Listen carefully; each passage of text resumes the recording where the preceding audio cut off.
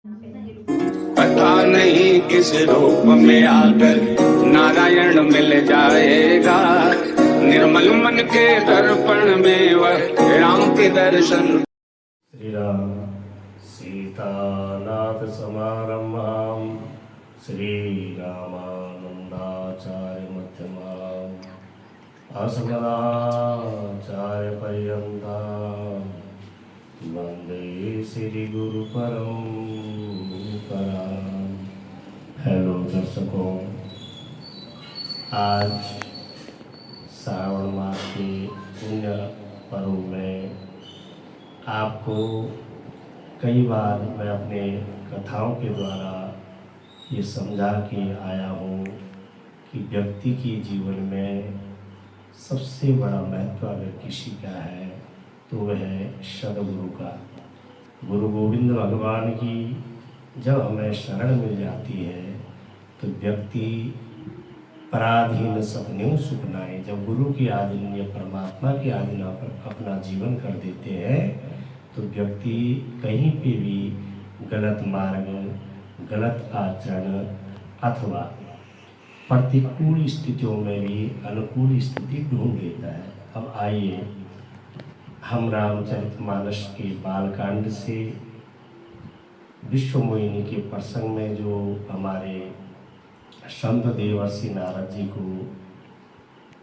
विश्वमोहिनी के प्रति आकर्षण होता है और फिर भगवान को एक शब्द कहते हैं। जब भगवान विश्वमोहिनी का हरण करके ले जाते हैं तो तब नारद जी जीव रूप में कहते हैं कि परम स्वतंत्र न सिर पर कोई, भावई मनहि करो तुम सोई।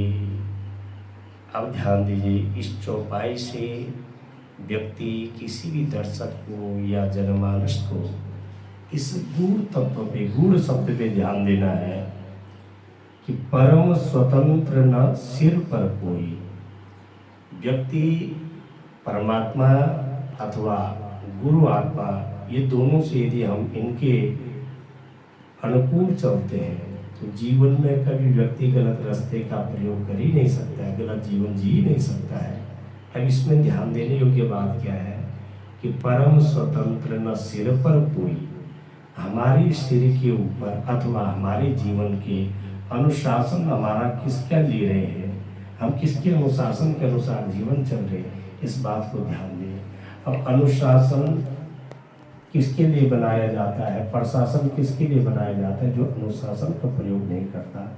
यदि आप पूरा अनुशासन पे हैं तो प्रशासन आपके कुछ भी नहीं बिगाड़ सकता है। इसी प्रकार शिष्य को अनुशासन में रखने के लिए सद्गुरु की भूमिका सबसे बड़ी है, जो कि भगवान रूपी प्रशासन हमें खुश होकर किसी भी स्वांग करने का पूरा लाभ मिलता है। अब देखिए, नारद जी कहते हैं कि परम स्वतंत्र न सिर पर कोई।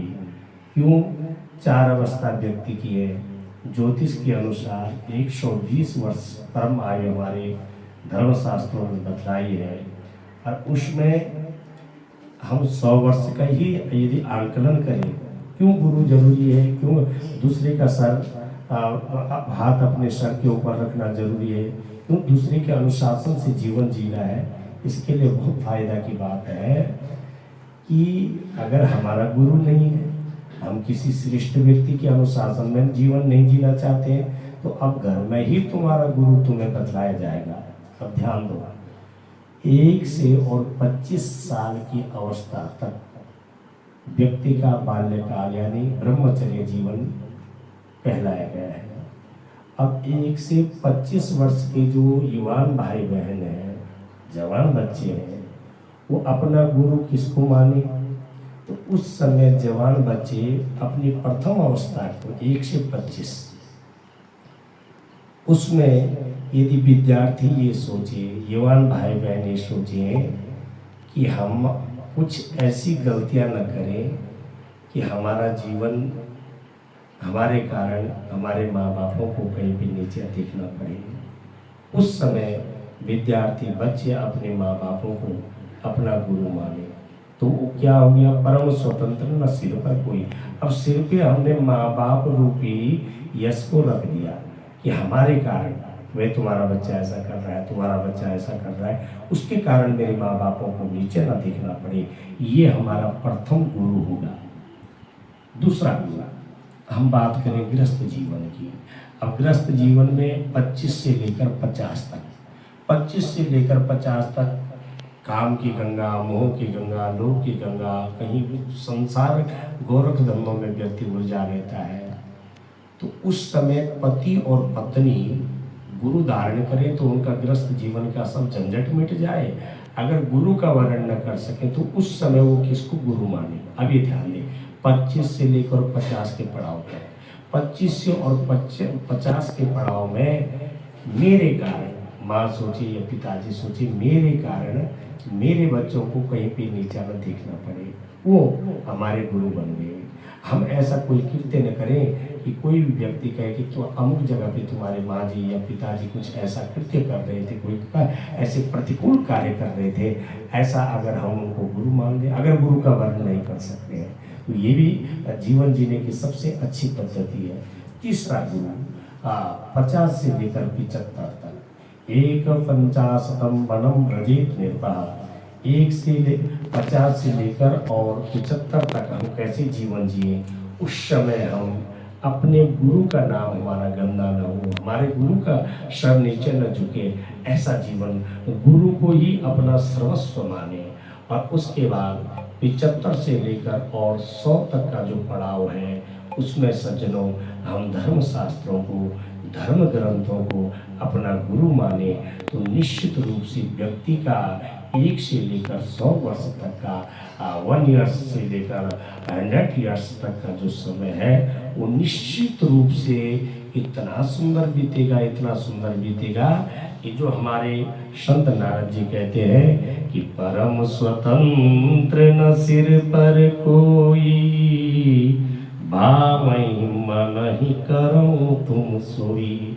जैसे आपने देखा होगा, एक वृषभ को ले लीजिए, एक सांड को ले लीजिए, वो परम स्वतंत्र है, न सिर पर कोई, न मालिक का अधिकार है, न उसको नथा हुआ है, तो वो परम स्वतंत्र है। अब उसके मन में जो आवे, जहाँ उसके मन करे वहाँ जावे, जो मन में आवे वो खावे, जहाँ मन में आए वहाँ अनेक प्रकार की हरकत करे, ये व्यक्ति की जीवन है। भावई मनई करो तुम सोई। गुरु का वर्ण क्यों करना है? इसलिए करना है कि भावई मनई करो तुम सोई, जो तुम्हारे मन में भाई, भाई मने जो अच्छा लगा, और सुहाई मने जो तुम्हारे करने की इच्छा हुई।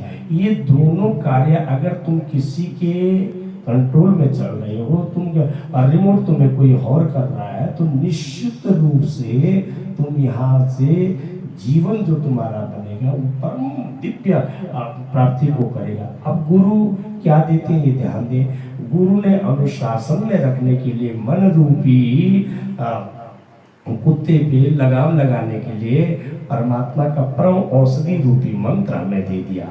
और मंत्र का जाप कलयुग में सब कुछ करने की जरूरत नहीं है। मत करो आप पाठ, पूजा, जप, तप, तीर्थ, व्रत, यज्ञ करने की कोई आवश्यकता नहीं है।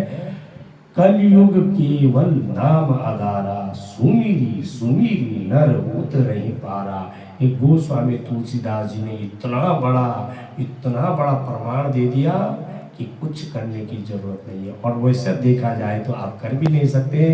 गुरु के द्वारा जो मंत्र आप ग्रहण करते हैं, गुरु वर्ण करने के बाद जो आप मंत्र ग्रहण करते हैं, मात्र और मात्र उस मंत्र का जाप करें, उस मंत्र की आराधना करें, तो तुम्हारे अंदर जितने भी सद्गुण हैं, जितने सतयुग से लेकर और कलयुग तक के जो कुछ भी धर्म कर्म है, वो सब तुम्हारे अंदर स्वतः ही आ जाएगा।